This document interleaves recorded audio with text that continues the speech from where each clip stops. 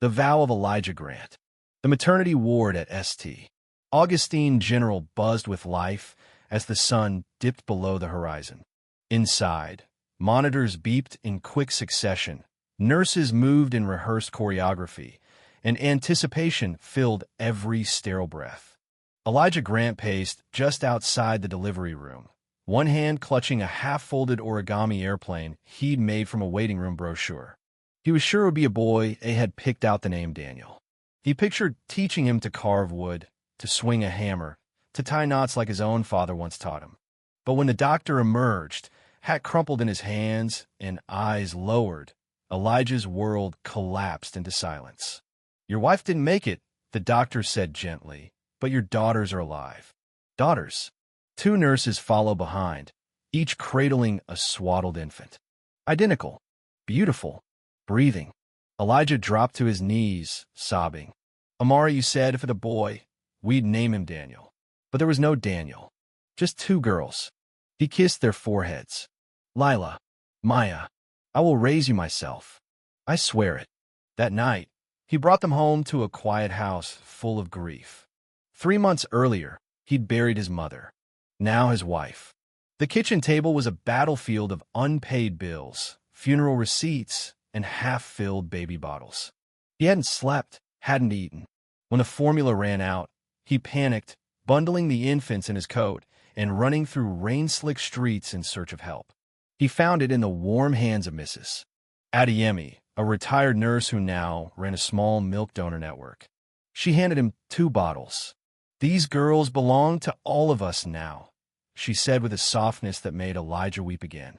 That gesture, that one human kindness, ignited a tiny flame inside Hema, reason to keep going. Days turned to weeks.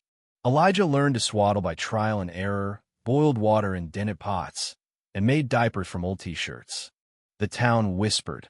A carpenter raising newborns alone? It would never last. He didn't listen. Above their crib, he suspended a mobile made of hand-carved animals dangling from fishing wire.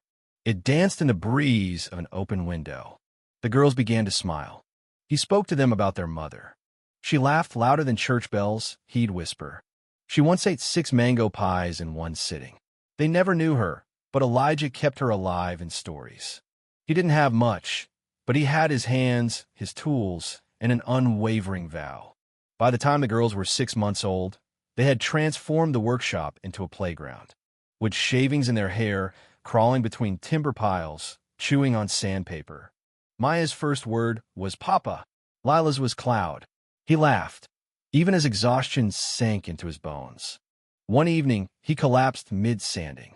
When he came to, Mrs. Aladapoth village chief's wife stood above him. "You'll bury yourself before these girls grow up," she scolded. She organized a rota. For women came by weekly, bringing soup, washing diapers, offering guidance on colic and fevers. He resisted at first, but their presence became a lifeline. Still, there were whispers. "A man cannot live without a wife," the elders said. "Children need a mother."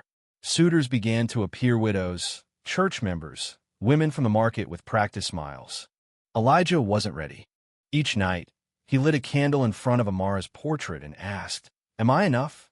When the girls turned 5, Elijah made a practical choice. He remarried.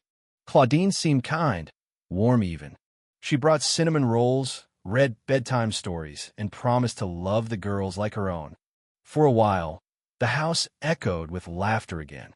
Then, one humid afternoon, Elijah returned early from a furniture delivery to screams. Claudine stood over the twins, red-faced and livid. "You ruined my dress," she shouted, holding a wooden spoon high. Maya had spilled palm oil during dinner prep. Lila was shielding her. "Bastard girls," Claudine snarled. Elijah stepped in between, eyes blazing. "Touch them again," he growled, "and you'll answer to me and to God." By morning, she was gone. The community turned their judgment inward again. He can't keep a wife. But Elijah held his girls and repeated his promise. "Never again will I gamble with your safety." He sold his best tools to cover school fees. When money ran out, he built toys, birdhouses, puzzles, model planes, and sold them at the local market. Villagers scoffed. Daughters will marry and leave. Sons carry the name. Elijah replied, only with more laughter from his tiny workshop. As the girls grew, so did their dreams. Lila loved stars. Maya dismantled radios and reassembled them into music boxes. Elijah kept every report card like a sacred scroll. But junior high brought higher fees. Timber prices spiked. He skipped meals, took night shifts, scrubbed the church floors. One businessman admired his cradles and said, "Come to the city. Sell here." But Elijah declined. "My dreams were school uniforms, not suits." Then came disaster. Government inspectors cited permit violations in his shop. Fines he couldn't afford. The closure notice felt like a death sentence. That night, the girls, now 13, found him slumped at the table. "Papa," Maya whispered, "will help." They painted birdhouses, sold them in the market. It wasn't enough. With a heart like lead, Elijah sold the workshop. Gossip erupted. "A fool. Selling your future for girls." He ignored them. He'd made a vow. They moved to a one-room apartment behind the public library in the city. Elijah became a janitor there. The librarian, Mrs. Mensa, took one look at his scarred hands and said, "Anyone who respects what can respect books." Each day, he polished the marble floors, then helped the girls with homework. Lila studied aviation. Maya dove into engineering.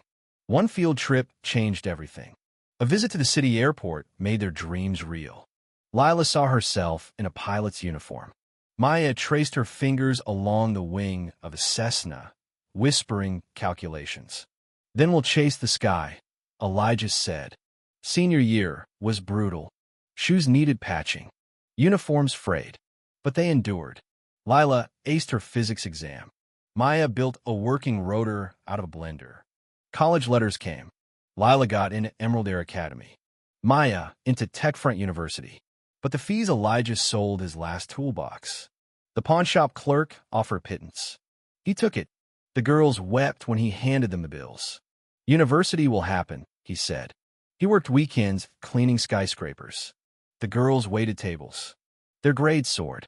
Elijah called them nightly with motivational quotes. Pressure polishes stones.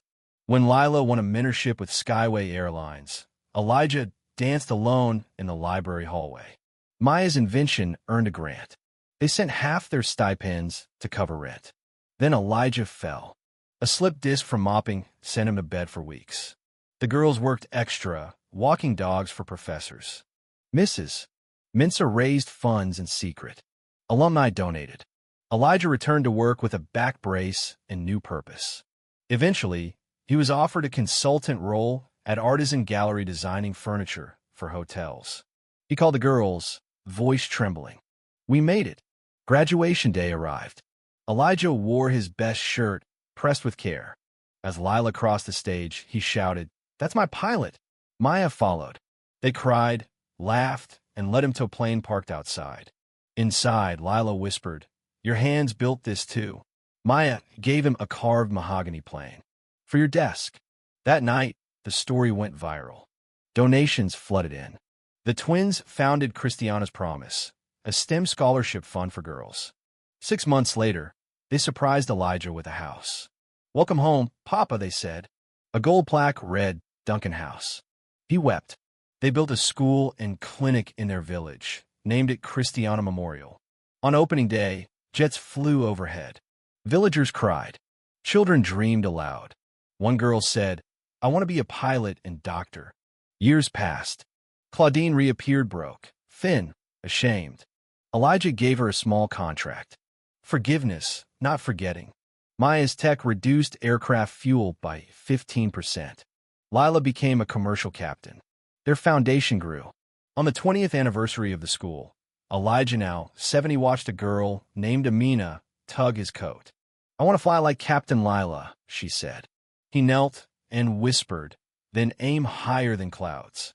A photo of the moment went viral again. Caption: "Faith in flight." That evening, Elijah toasted the stars. "Amara, they fly." A jet passed overhead. Maybe it was Lila. Maybe not. But the trail it left glimmered with proof that a father's vow, carved from grief, shaped by love, could indeed defy gravity forever.